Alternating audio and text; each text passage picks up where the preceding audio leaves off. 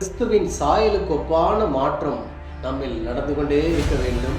இல்லை என்றால் நாம் உருவாக்கப்பட்டும் முழுமையாக கர்த்தருக்காக பயன்பட முடியாது என்பதே உண்மை.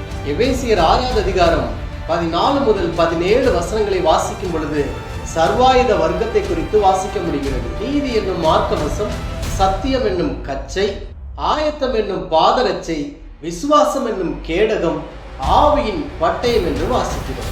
சர்வாயுத வர்க்கம் மொத்தம் 6 இருக்கிறது. அதிலே 5 ஹேட்டு பூட்டு இதெல்லாம் சேர்த்து 5.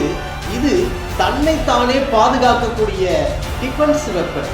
ஒன்றே ஒன்றுதான் அஃபென்ஸ் வெப்பன், அது ஆவியின் பட்டயம். பிரியமானவர்களே, பிசாசை வீழ்த்துவதோ அப்புறம் முதலாவது நாம் விழுந்து போகாமல் ஊழியம் செய்யும் 6 காரியம் இருந்தாலும் 7வது ஒரு வெப்பன் இருக்கிறது. அதுதான் 1 பேதுரு 4வது அதிகாரம் 1வது வசனத்தில் வாசிக்கும் பொழுது கிறிஸ்துவின் சிந்தையை தரித்துக் கொள்ளுங்கள் என்று வாசிக்கிறோம். தேவ பிள்ளைகளே, நீங்களும் நானும் கிறிஸ்துவின் சிந்தையை தரித்துக் கொள்ளும் பொழுது விழுந்து போகாமல் கர்த்தருக்காக எழும்பி பிரகாசிக்க முடியும்.